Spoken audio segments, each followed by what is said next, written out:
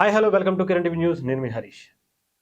పవన్ కళ్యాణ్ గారు నిన్న సక్సెస్ మీట్లో మాట్లాడినటువంటి ఒక ఫైరింగ్ స్పీచ్ మనం చూసాం. అసలు పవన్ కళ్యాణ్ గారు ఎందుకని అలా ఉన్నారు ఏంటి అనేది మనం కిరణ్ గారిని అడిగి తెలుసుకుందాం. నమస్తే. నమస్తే హరీష్. పవన్ కళ్యాణ్ గారు నిన్న పాంచ్ పటాకల్లా ఒక్కొక్క అవును. టపాకాయలు పేల్చుకుంటూ వచ్చారు. ఎలా అనిపించింది అసలు దాంట్లో ఉంటే ఎటువంటి పవన్ కళ్యాణ్ గారి యొక్క ఆవేదన, ఉమ్, ఆక్రందన, ఆయన ఎమోషన్ అన్నీ చెప్పాడు. ఇక్కడ ఆయనకి సహజంగా సక్సెస్ మీట్ అది. సక్సెస్ మీట్కి ఆయన వాస్తవానికి ఎప్పుడు సక్సెస్ మీట్కి వెళ్ళిందిలే. అవును. అందుకే ఆయనకి తెలియదు ఇదేమంటారు, దీన్ని ఏం మీట్ ఇది, బ్లాక్ బస్టర్ మీటా అన్నాడు. కాదు, బ్లాక్ బస్టర్ మీట్ కాదని సక్సెస్ మీట్ అనాలి. ఓహో సక్సెస్ మీట్ కదా, సక్సెస్ మీట్ అని అంటున్నాడు. అంటే ఆయన వీటి పట్ల ఆయన బాధ్యత ఏంటి, ఎంతవరకు నటించామా అయిపోయిందా అన్నంతవరకే ఉంటారు. ఈ సినిమా చూడండి, అద్భుతమైన హిట్ అవుతుంది, ఇవన్నీ చెప్పుకోవడం ఆయనకి ఇష్టం లేదు. బాగుంటే చూస్తారు కదా జనం అనుకుంటారు. చాలా సింపుల్ మెన్ అనమాట. సో ఇవాళ పవన్ కళ్యాణ్ గారు మాట్లాడిన అంశాల్లో ప్రధానంగా ఆయన ఒకటి హ్యాపీ ఫీల్ అయ్యాడు, చాలా హ్యాపీ ఫీల్ అయ్యాడు ఆయన. అవును. ఆయన ఆ హ్యాపీనెస్లోనే ఏం జరిగింది, స్ట్రగుల్ ఏం జరిగిందని చెప్పాడు ఆయన మొత్తం. అవును. ఉండటానికి నిన్నైతే చాలా జోష్లో ఉన్నాడు, ఎందుకంటే సినిమా హిట్ అయిందన్న జోష్లో ఉన్నాడు. అట్ ద సేమ్ టైం ఇంత స్ట్రగుల్ ఎందుకు పడాల్సి వచ్చింది, పురిటి నొప్పులు ఎందుకు పడాల్సి వచ్చింది అనే అంశాన్ని ఆయన వివరించాడు అనమాట. అందులో నెగిటివ్ ట్రోలర్స్ గురించి మీరు బాధపడకండి, అవసరమైతే ఎదురుదాడి తిప్పి కొట్టండి అనే మాట దగ్గర నుంచి కూడా అసలు ఎందుకు కుమిలిపోతారు, వస్తే వచ్చింది, లేకపోతే పోయింది, మనం ప్రయత్నం చేసాం, తప్పేముంది అన్న మాట మాట్లాడారు. సో ఫిలాసఫీ మాట్లాడారు. సో ఆయన ఒక వ్యక్తిత్వ వికాస పాఠం అని ఇంతకుముందు ఒక వీడియోలో కూడా చెప్పాను. సో నేను ఇప్పుడు కొన్ని హైలైట్స్ ఆయన మాట్లాడిన మాట చెప్పుకుందాం.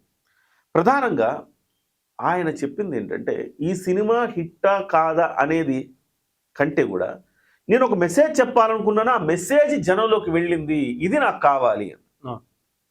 చిన్నప్పుడు అక్బరు, చిన్నప్పుడు పుస్తకాల్లో ఉండేది, అక్బరు చెట్లు నాటించను, ఇట్లాంటివో ఉండేవన్నమాట. ఇవన్నీ చదువుకున్న వాళ్ళం. ఆయన అదే చదువుకున్నాడు, నేను అదే చదువుకున్నాను. సో జనరేషన్స్ మారుతున్న ఆ పాఠాలు మారలా. ఇప్పుడు మళ్ళీ మారుతున్నాయి పాఠాలు. వాళ్ళ గొప్ప చరిత్రల గురించి పెడతా ఉన్నారు. తెలంగాణలో ఆల్మోస్ట్ చాలా వరకు పాఠ్యాంశాలు మారినాయి. ఆంధ్రప్రదేశ్లో జాతీయ స్థాయిలో కూడా మారుతా ఉన్నాయి ఇవన్నీ కూడా. సో అక్బర్ చరిత్ర, మొఘలుల చరిత్ర మన మీద దండయాత్రలు చేసి, అనేక అకృత్యాలు చేసి, మన దేవాలయాలను కూలగొట్టి, మన హిందువుల్ని సర్వనాశనం చేసి, అనేక మందిని మతం మార్చిన వాళ్ళని గురించి వాళ్ళ అకృత్యాలు ఎందుకు మాట్లాడడం, మనం గొప్ప వాళ్ళకి ఎందుకు చిత్రీకరిస్తున్నాం వాళ్ళని? వాళ్ళు మనకి ఇంత అన్యాయం చేస్తే సఫర్ అయింది ఎవరు? హిందువులే కదా. ఆ విషయాన్ని చెప్పాలి కదా. సో ఇక్కడ హిందువులు సఫర్ అయ్యారు అనే, ముస్లిమ్స్ కూడా సఫర్ అయ్యారు. ముస్లిమ్స్ అంటే ఆ రోజు వాళ్ళు హిందువులు, ఆ తర్వాత మతం మారారు. వాళ్ళకి ఏమంటారు, శిల మొత్తం ఉలి దెబ్బలన్నీ తగిలిన తర్వాత శిలగా మారుతుంది. అట్లా ఆ ఉలి దెబ్బలు తట్టుకొని హిందువుగా నిలబడ్డారు ఇవాళ చాలా మంది. ఆ దెబ్బలు తట్టుకోలేని వాళ్ళు ముస్లిమ్స్గా మారిపోయారు చాలా వరకు. వాళ్ళు వచ్చిన తర్వాతనే కదా ముస్లిమ్స్. అంతకుముందు ఎక్కడున్నారండి ముస్లిమ్స్? ఆఫ్ఘనిస్తాన్ నుంచి వాళ్ళు దండయాత్రలు చేసి ఇక్కడికి వచ్చిన తర్వాతనే అక్కడికి ముస్లిం పాపులేషన్ వచ్చింది. చాలా మందిని వాళ్ళు పెళ్లిళ్ళు చేసుకున్నారు, అట్లా మతం మార్చారు. కొంతమందిని బలవంతంగా మతం మార్చారు, కొంతమందిని ప్రలోభ పెట్టి మతం మార్చారు. సో ఈ రకంగా ఈ చరిత్రను చెప్పాలి అనుకున్నాడు, ఆ చరిత్రను చెప్పారు. ఇది నేను చెప్తాను, చాలా కీలకమైన విషయాన్ని ఆయన మాట్లాడారు. ఎందుకు ఔరంగజేబుని తిడితే వీళ్ళందరికీ ఉనికి ఎందుకండి? ఔరంగజేబు ఇప్పుడు సిపిఎం నాయకులు సిగ్గు శరం లేకుండా మాట్లాడుతున్నారు. మీరు మతాల మధ్య చిచ్చు పెడితే, ఎక్కడ మతాల మధ్య చిచ్చు పెట్టారు? ఆ రోజు జరిగిన మీకు సిగ్గు శరం లేకుండా ఆ పాఠాలు ఇప్పటి వరకు కూడా మీరు పెట్టారు. ఇవాళ ప్రభుత్వాలు మారాయి కాబట్టి ఖచ్చితంగా మన ఎవరైతే మర్చిపోయామో చరిత్రను మళ్ళీ మనం తవ్వి తీసుకుంటున్నాం. మనం తెలుసుకోవాల్సిన అవసరం ఉంది. చరిత్ర ఎందుకు తెలుసుకోవాలి? చరిత్ర తెలుసుకుంటే మన గతిని, మన యొక్క గమనాన్ని మనం మార్చుకొని ముందుకెళ్ళచ్చు. మన చరిత్ర అలాంటిది. మన చరిత్రను తెలుసుకున్న తర్వాత మనం ఏ రకంగా వెళితే మనం ఉన్నత స్థానానికి వెళ్ళగలుగుతాం, ఏ రకంగా వెళితే మన అభివృద్ధిలోకి వెళ్ళగలుగుతాం అని తెలుసుకోవటమే చరిత్ర యొక్క ప్రాధాన్యత. ఆ చరిత్రను తెలియచెప్పడంలో పవన్ కళ్యాణ్ గారు సక్సెస్ అయ్యారు. ఇవాళ సిపిఐ నాయకులు మాట్లాడుతున్న దానికి గట్టిగా కౌంటర్ ఇచ్చారు. ఉన్నది చెప్తే వీళ్ళకెందుకండి ఉలుకు? ఔరంగజేబుని తిడితే వీళ్ళ నాయన్ని తిట్టినట్టు, వీళ్ళ తాతను తిట్టినట్టు ఫీల్ అయిపోతారా? చచ్చిపోయి చాలా కాలం అయింది ఆయన, వాళ్ళ వారసులా మీరంతా అని చెప్పి మాట్లాడుతున్నారు. అంతే కదా, చాలా కీలకమైన అంశం. అది చాలా మందికి బాధ కలిగించి ఉండొచ్చు. సిపిఐ నాయకులు రెచ్చిపోతా ఉన్నారు. తర్వాత రెండవ అంశం, ఎందుకు మీరు క్లైమాక్స్లో ఈ ఫైట్ ఇట్లా చిత్రీకరించారంటే, ప్రజల్లోంచి ఒక ఆవేదన, ఒక ఆక్రందన రావాల్సిన అవసరం ఉంది. నేను చూశాను. నేను పోరాడుతూనే ఉన్నాను. జనంలో ఆ కోపం రావట్లేదు. ఆ కోపం వచ్చేదాకా నేను పోరాడాను. కోపం వచ్చిన తర్వాత వాళ్ళు గెలిచాం. అదే క్లైమాక్స్ పెట్టాను. నా పొలిటికల్ ఎక్స్పీరియన్స్ తీసుకుని సినిమాలో పెట్టానని చెప్పాడు. ఆ అంశం కూడా చాలా ఇది. తర్వాత ఇంకా ఇంతకుముందు మనం మాట్లాడుకున్నాం ఇంకో వీడియోలో, నేను నెల్లూరు వీధుల్లో పెరిగిన వాడిని, ఇంతకంటే నన్ను ఏం చేస్తారా బాబు, నెల్లూరు వీధుల్లో తిరిగిన వాడిని ఇవాళ డిప్యూటీ సీఎం అయ్యా. సో అది నా సక్సెస్. ఇంకా ఆల్రెడీ మీరు నా మీద ఇంకా పడి ఏడుస్తున్నారంటే నేను చాలా పెద్ద సక్సెస్. నేను అసలు సక్సెస్ అనుకోవట్లేదు. ఇది నేనేదో ఇట్లా వెళ్తా ఉన్నాను నా మార్గాల్లో. మీరు నన్ను ఇంత తిడుతుంటే నాకు తెలుస్తుంది నేను సక్సెస్ అయ్యానా, అందుకే నా మీద రాళ్ళేస్తున్నారా అని. ఇలాగా అంటే ముఖ్యంగా ఆయన చెప్పింది ఏంటంటే, రికార్డులు ఇంతంత కలెక్షన్లు వచ్చింది, అంతంత కలెక్షన్ వదిలేసేయండి, వాటికి సంబంధం లేదు. ఒక మంచి మెసేజ్ ఇద్దామనుకున్నా నా మెసేజ్ ఇచ్చాము, అది సూపర్ డూపర్ హిట్ అయింది, సినిమా సక్సెస్ అని జనాలకు వెళ్ళింది, పెనెట్రేట్ అయింది. ఇది మనం తెలుసుకోవాల్సిన ఆవశ్యకత ఉంది. అయితే ఈ సినిమాని ఎందుకు ప్రమోట్ చేస్తున్నాను ఇంత, రెండు రీజన్స్ చెప్పాడు ఆయన.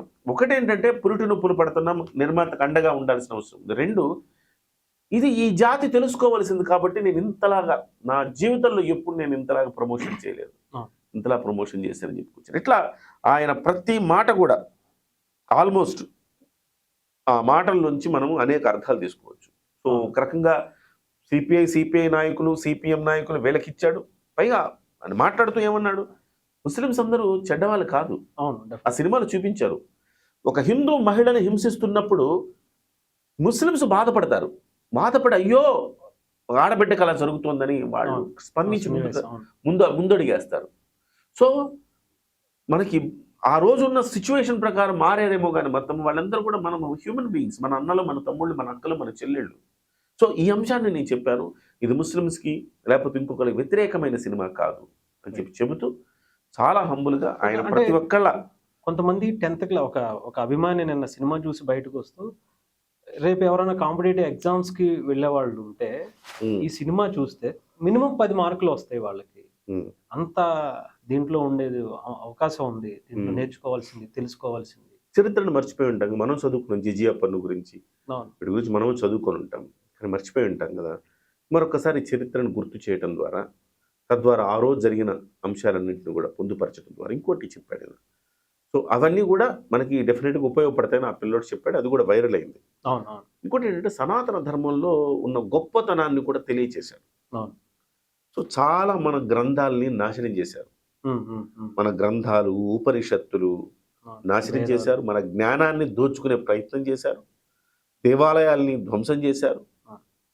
మనకి శాస్త్ర సాంకేతికంగా మనం చాలా ఉన్నతమైన జాతి, అంత ఉన్నతమైన జాతి కాబట్టి మన దగ్గర నుంచి ఆ నాలెడ్జ్ని తీసేసుకోవడానికి ట్రై చేశారు. బట్ వాళ్ళంతా గొప్పవాళ్ళు అంటే, సినిమాలో ఆయన చెప్పింది ఏంటంటే, మన మస్తిష్కాల్లో ఓకే నా ఉపనిషత్తులు లేకపోతే తాళపత్ర గ్రంథాలు, శాస్త్రాలు వీటన్నిటి మీద నాశనం చేయొచ్చు భౌతికంగా, బట్ ఇక్కడికి వెళ్ళిపోతే నాశనం చేయలేరు కదా. నెక్స్ట్ తరానికి అందించడానికి మా మస్తిష్కంలో పెట్టుకుంటామని చెప్పి వాళ్ళు చెప్పే డైలాగ్ ఉంది సార్, గూస్ బంప్స్. అది నెక్స్ట్ తరానికి తీసుకెళ్ళడానికి ఆ రకంగానే మన పూర్వీకుల నుంచి మనకు కొంత నాలెడ్జ్ మళ్ళీ మళ్ళీ మళ్ళీ మళ్ళీ మళ్ళీ రాసుకుని వాళ్ళ దగ్గర ఉన్న శాస్త్రాల నుంచి అనేక నిజంగా హరీష్ ఆ తాళపత్ర గ్రంథాలు కానివ్వండి, ఆ శాస్త్ర సాంకేతిక విజ్ఞానం వాళ్ళు పొందుపరిచి నిక్షిప్తం చేసిన ఇవన్నీ కనుక ఉండుంటే వాళ్ళ ప్రపంచంలో మనల్ని కొట్టేవాళ్ళు. అవన్నీ కూడా వీళ్ళు దోచారు, వీళ్ళకి అర్థం కాక దాన్ని కనీసం ఆకలింపు కూడా చేసుకోలేదు. ఇవన్నీ వీళ్ళు మంచిగా ఉండద్దు, వీళ్ళు చెడిపోవాలని చెప్పారు. సో ఇది ఓవరాల్ గా ఆయన సక్సెస్ ఏంటి అంటే, డబ్బులో సక్సెస్ చూడలేదు ఆయన. నేను చూడండి డబ్బా అన్నాడు, నేను చూడండి డబ్బా, డబ్బుని నేను సంపాదించాలి యావ నాకు లేదు, సంపాదిస్తాను మళ్ళీ జనానికి పెట్టాలనుకుంటాను, ఎక్కడ ఎవరికి అవసరమైతే పెడతాను, దాని గురించి సక్సెస్ నేను డబ్బులో చూడను, నేను సక్సెస్ని సందేశంలో చూస్తారన్నాడు. ఆ సందేశాన్ని పర్ఫెక్ట్గా పంపించారని చెప్పారు చూసారు. అది ప్రధానంగా ఈ సినిమాలో ఆ సందేశాన్ని ఇన్కార్పొరేట్ చేశారు, అంటే మనం చొప్పించారు, ఆ సందేశాన్ని చొప్పించారు. అది కూడా ఎందుకంటే డిప్యూటీ సీఎం అయిన తర్వాత ఒక సందేశాత్మక చిత్రం ద్వారా రావటం, ప్రజలకి ఎడ్యుకేట్ చేయడానికి మంచి కథ ఎంచుకున్నాడు. అందుకోసం అంత తాపత్రయం ఎందుకు ఆయనకంటే ఈ అంశాలన్నీ కూడా జనాల్లోకి వెళ్ళాలి, ఆటోమేటిక్ వెళ్ళిపోయినాయి. ఇవాళ ఈ సినిమాకి సంబంధించి మనం ఇంతలా మాట్లాడుకుంటున్నామంటే మనల్ని కదిలించిన సంఘటనలు ఉన్నాయి కదా. సో ఒక అమ్మాయి నిన్న మాట్లాడుతూ ఒక ఆవిడ మరాఠీ జంటని అక్కడ వాళ్ళు హింసిస్తారు. హింసించినప్పుడు ఒక అమ్మాయిని జుట్టు పట్టుకుని లాగి హింసిస్తారు ఒక ఆడపడుచుని. సో ఆ అమ్మాయి కూడా అక్కడ చిన్న క్యారెక్టర్ చేసింది అంతే, ఒక 5 నిమిషాలు ఉండే క్యారెక్టర్ చేసింది ఆవిడ అంతే. ఆవిడ్ని చూసి స్టేజ్ కింద ఉంటే, అమ్మా నువ్వేనా ఆ క్యారెక్టర్ చేసింది, నువ్వే కదమ్మా, జుట్టు పట్టుకుని అవునమ్మా, లాగేస్తున్నారు అమ్మా నేను బాగా జుట్టు పట్టుకుని లాగినట్టున్నారమ్మా, చాలా ఇబ్బంది పడ్డావుగా అంటే, "ఆ, ఆ, ఏం లేదు సార్, పర్లేదు సార్, రామ్మా వచ్చి కూర్చో." ఎంత హుందాతనం చిన్న చూడండి. ఆర్టిస్ట్ అయినా చిన్న వాళ్ళని కూడా గౌరవించే తీరు చూసారా, అవును, అవును. కళ్ళలో నీళ్ళు వచ్చేసినాయండి ఆమెకి, ఆమెకి నిజంగా అలా వణికిపోయింది అంతే. ఆయన మాట్లాడి ఆయన టచ్ చేసి ఇలా పట్టుకొని ఆయన్ని ఏడిచేస్తా ఉంది. సరే అయిపోయింది. అక్కడి నుంచి 10 నిమిషాల పాటు ఆయన వెళ్ళిపోయేంత వరకు ఆ పక్కన కూర్చొని ఏడ్చేస్తూనే ఉంది. తర్వాత మేమందరం వెళ్ళిన తర్వాత చూస్తే స్టిల్ వణికిపోతుంది, ఏడ్చేస్తుంది. పవన్ కళ్యాణ్ గారిని కలిసి నన్ను గౌరవించాను. ఆనందంగా ఈ అనుభూతుల్ని చిన్న చిన్న వాళ్ళకు కూడా ఇవ్వగలుగుతాను ఆయన. ఇంత ఆయన్ని డివోషన్, ఆయన ఒక దేవుడిగా భావించే వాళ్ళందరికీ ఆయన అనుభూతులు ఇవ్వగలిగారు. నిన్న చాలా హైలైట్ అయిపోయింది. నిజంగా, అవును. ఏదేమైనా ఆయన స్పీచ్ ఒక రకంగా చాలామందికి మేలుకొలుపు, చాలామందికి బెత్తంతో దెబ్బలు దెబ్బలు పెట్టినట్టు చేసింది. Right right thank you. Thank you.